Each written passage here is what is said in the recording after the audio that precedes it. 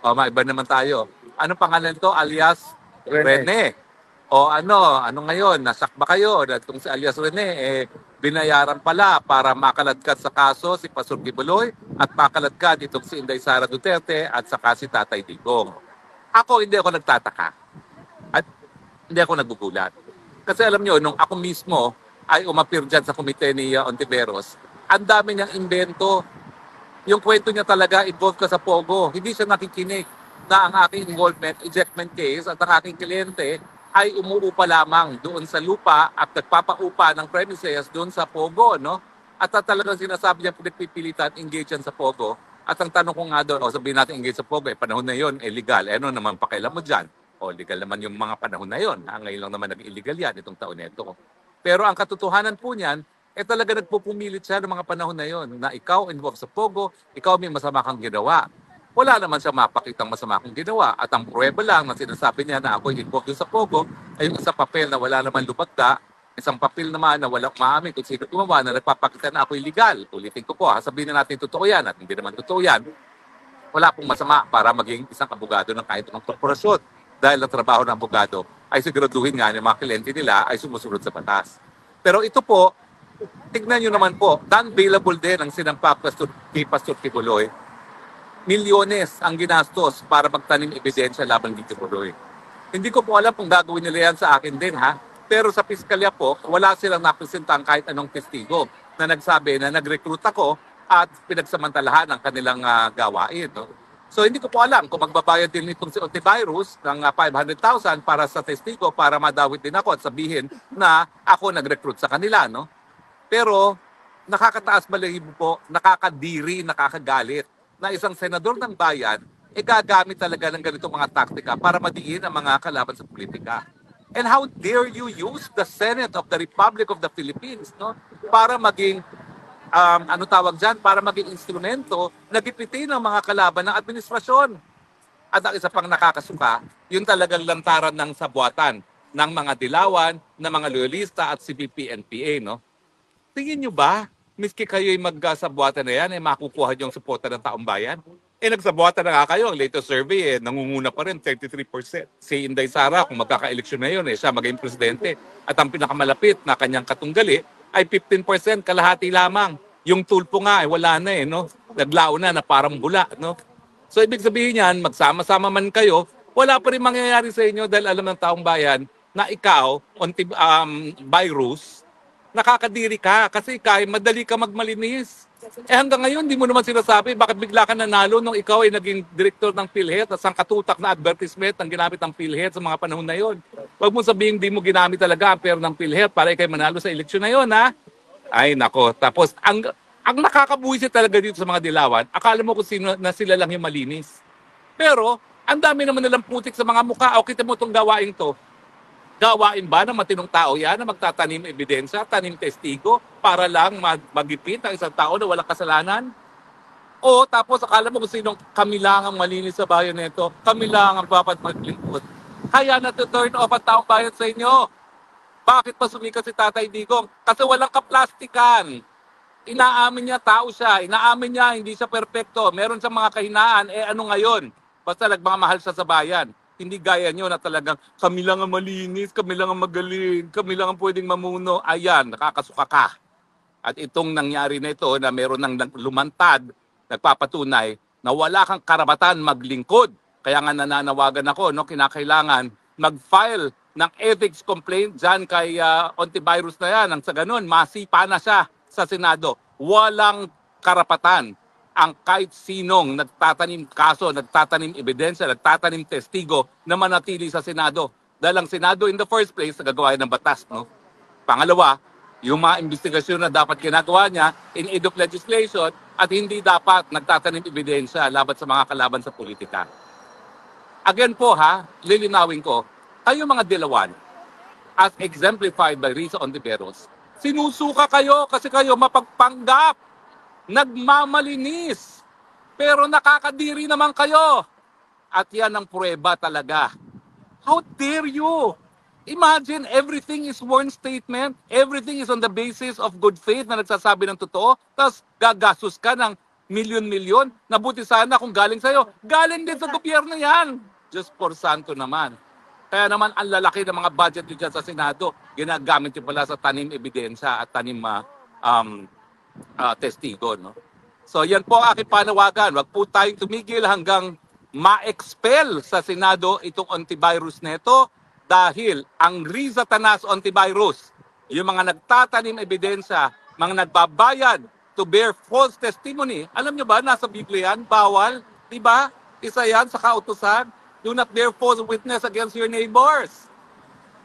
Pero sila, pasanta-santa, pagudi-gudi, yung pala, ang iitim ng mga budhi. O, di ba? Ay, ano ngayon masasabi nyo? Di ba, nakakasuka naman talaga kayo? So, wag po tayong tumigil. Isigaw natin. Sipain. Palabas ng Senado yung antivirus na yan. Ang Riza Tanas, antivirus, walang lugar sa Senado. At kung siya ay nag-aambisyon para sa mas mataas na opisina, ay naku po, dream on. Dahil hindi na makakalimutan ng taong bayan ito na ikaw, binaboy mo ang proseso ng Senado. No? Gaya ng binaboy mo ang proseso, nung pilit mo kung dinadawit, na wala ka namang ebidensya sa kahit anong krimen. Wala ka naman napatunayan doon. Ang ginagawa mo lang naman, binabasa mo yung script ng COS mo, maski di mo naiintindihan. O, di ba? Sige, tanggalin nyo ng papel yan. Tignan natin kung may masasabi yung antivirus na yan, yung Riza Tanas na yan. Tanggalan nyo ng babasahin yan. Tignan natin kung may masasabi yan sa Senado. Wala. Buti sana kung magaling yung scriptwriter mo. Hindi naman magaling yung kilala ko. Nag-estudyante namin yan sa UP Law. No? Kaya nga mediocre ka. Kasi mediocre din yung COS. Hoy, at saka COS ha, taga-UP Law ka pa naman. Pero kung totoong paratang na ikaw ay naging instrumento para sa false testimony, naku, mangalabot ka. Si antivirus, hindi yan madidisbar. Ikaw, pwede ka madisbar dyan. Under oath. Si alias Rene, under oath yan. Although, alam na niya na nagsinungaling na siya, pero ngayon at least, tinutuwid yung pagkakamali niya na pumayag siya na magsinungaling para sa'yo. Riza Tanas antivirus. Diba?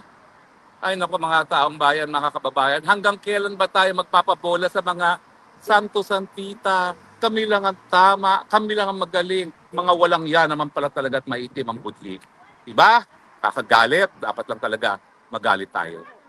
Anyway, masyadong mataas na pong hagdat ko. Kaya titigil na ako ngayon. Medyo maikli tayo. Pero sapat na po na nawakwakan ko ang Riza Tanas antivirus. Kadiri ka talaga. Bye.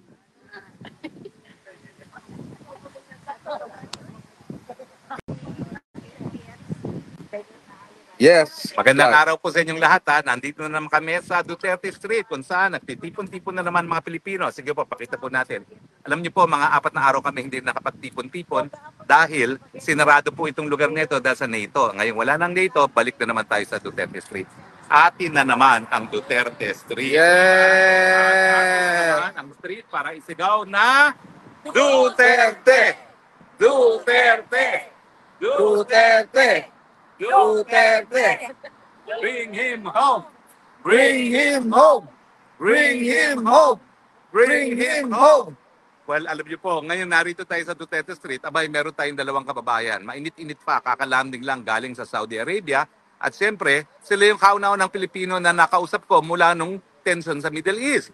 Ito po, 2 po sila, no? Pareho po silang flight attendant. Swerte, no? Lakat ng sweldo, no? Anyway, ano pong pangalan ninyo? Jane. Jane and Dada po. Dada. So, kayo po ay isang British airline ang pinapasukan nyo sa Saudiya. O, sige na nga, advertise na natin ang Saudiya dahil ang gaganda nyo naman. Lapit ka naman Lapit dito. ka. Hindi naman ako kakagat. So, alam niyo po kayong kauna-una mga Pilipino na nakita ko mula nung tension sa Middle East, no? Nasaan po kayo nung nagkaroon ng putukan, no? Ako po nasa bahay kasi days off ako. Okay. Days off ako for 5. So, nakaabang ako sa CNN, sa news, para malaman ko kung ano nangyayari pa dyan. Pero dun po sa Saudi Arabia, wala bang alarm na sinabi na may nangyayari na? Or Wala po, pero meron akong friend na Saudi, parang 2 weeks before na nangyari yon. Sinabi na niya sa akin na mangyayari within 2 weeks or less than a week na magpa-fire up ang US sa Iran. wala ang nangyari nga, Israel, tinarget ang Iran. Tapos bago pa makaganti uli ang Iran, Ang US naman, tinarget yung mga nuclear sites. Kayo po, nasaan kayo? Nasa Jeddah rin. Nasa Jeddah rin. So pareho kayong Jeddah base. Jeddah base. Ang Saudi ba is based in Jeddah or Meron pong Manila base in Japan. and Jakarta base? So Jeddah, Jakarta, and Manila.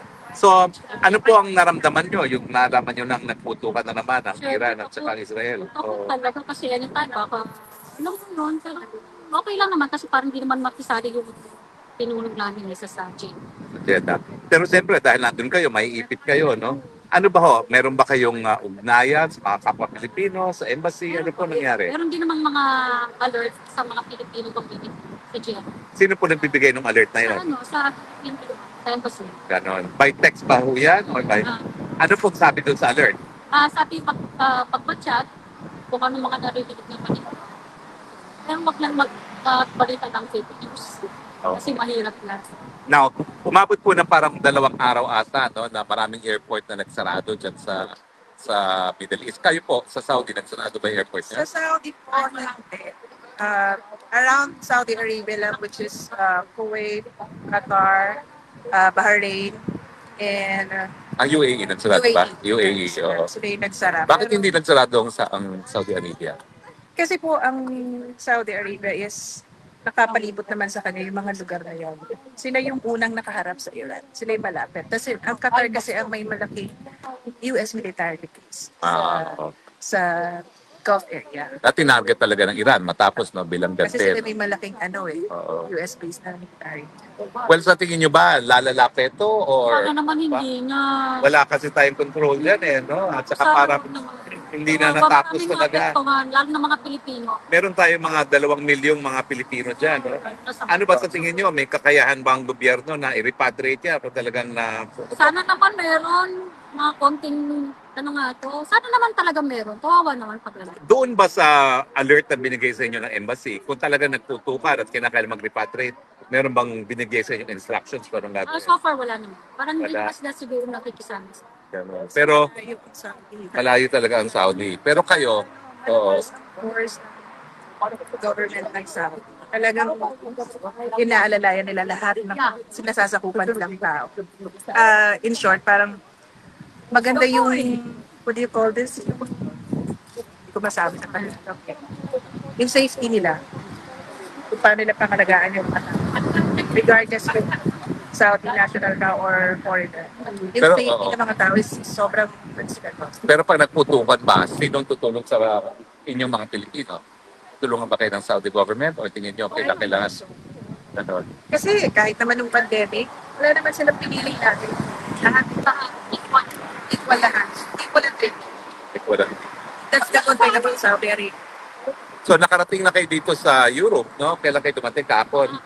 Pero kailan nag-resume ang normal flights galing sa Middle East? Sa amin, sa Saudi Arabia, normal naman flights. Kasi nga, away naman kami from them.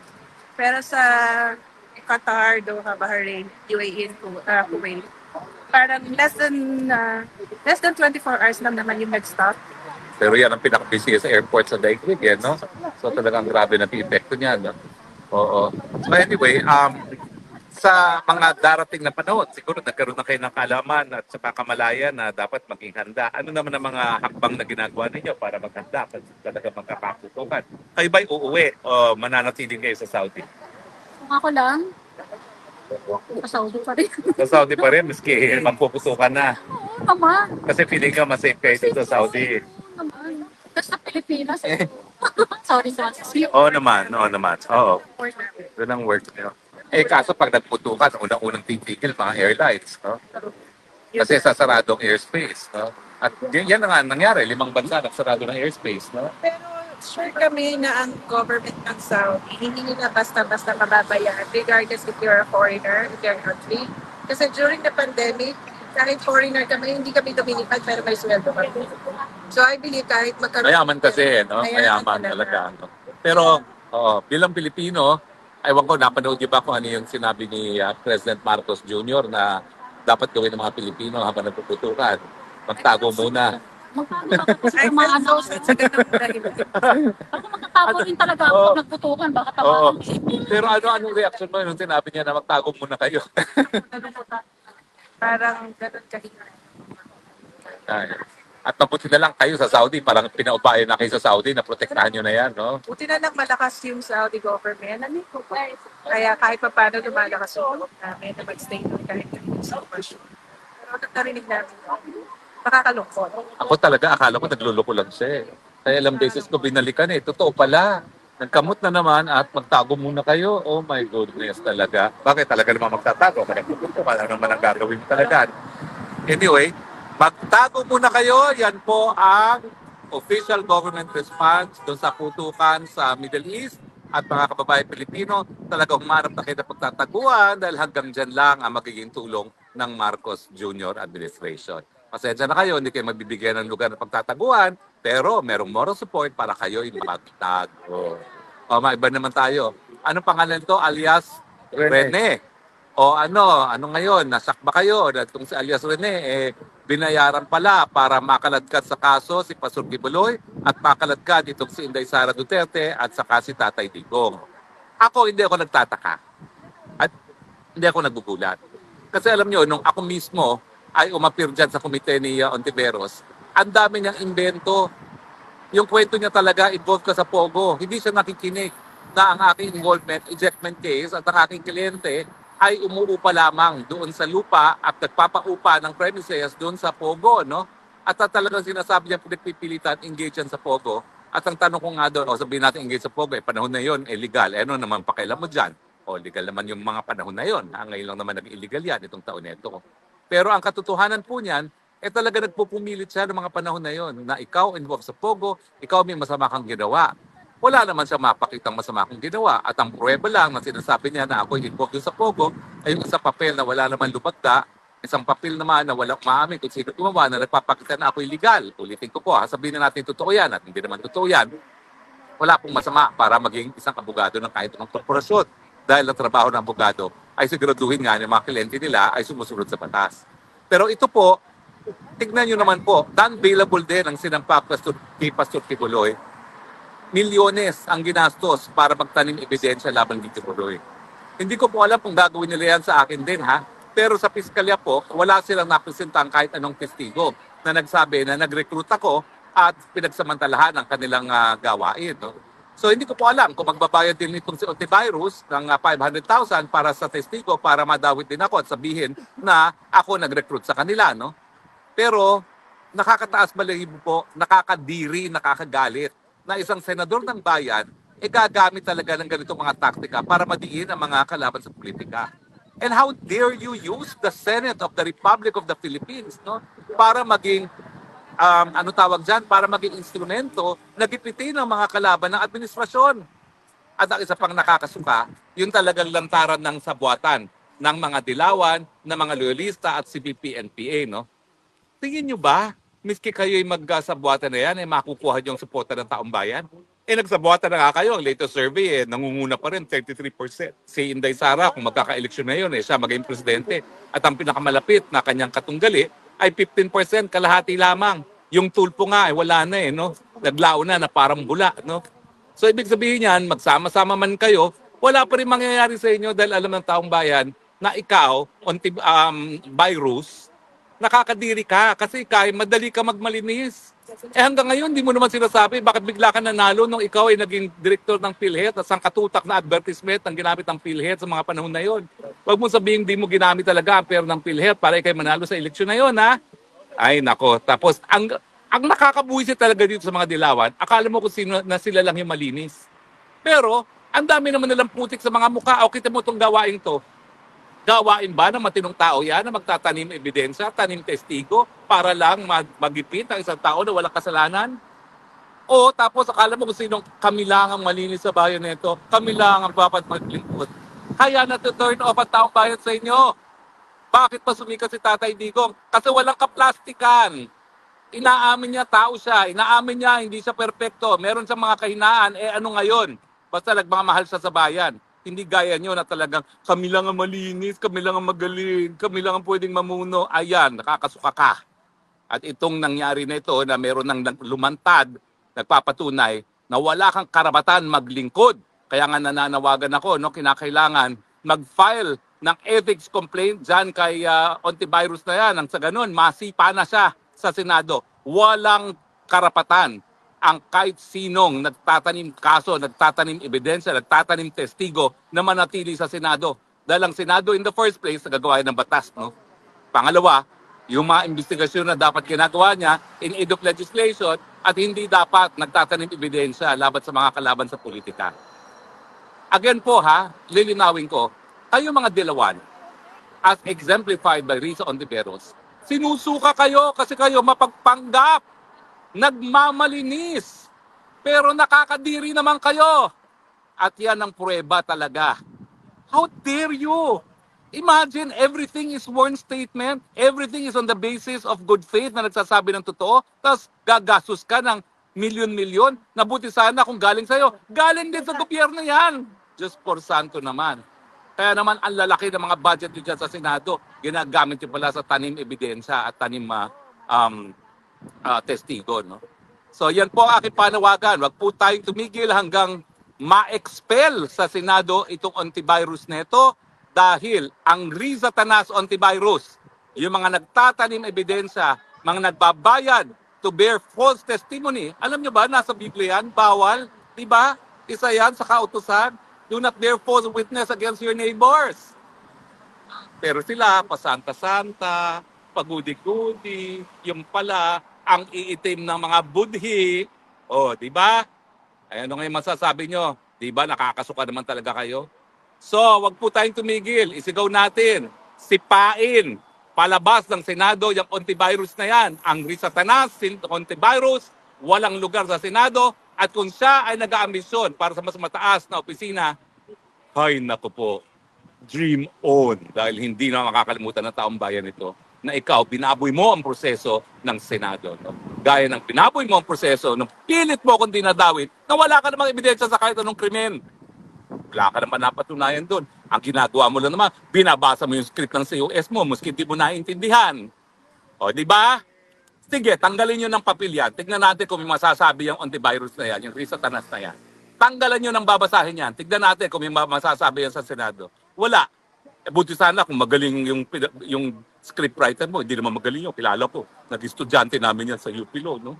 Kaya nga mediocre ka. Kasi mediocre din yung COS. Hoy, at saka COS ha, taga-UP Law ka pa naman. Pero kung totoong paratang na ikaw ay naging instrumento para sa false testimony, naku, mangalabot ka. Si antivirus, hindi madidisbar. Ikaw, pwede ka madisbar dyan. Under oath. Si alias Rene, under oath yan. Although, alam na niya na nagsinungaling na siya, pero ngayon at least, tinutuwid niya ang pagkakamali niya na pumayag siya na magsinungaling para sa'yo. Risa Tanas antivirus. Diba? Ay naku mga taong bayan, mga kababayan, hanggang kailan ba tayo magpapabola sa mga santo-santita? Kami lang ang tama, kami lang ang magaling. Mga walang yan naman pala talaga at maitim ang budli. Diba? Kakagalit, dapat lang talaga magalit tayo. Anyway, masyadong mataas na pong high blood ko. Kaya titigil na ako ngayon. Medyo maikli tayo. Pero sapat na po na nawakwakan ko ang Risa Tanas antivirus. Kadiri ka talaga. Bye.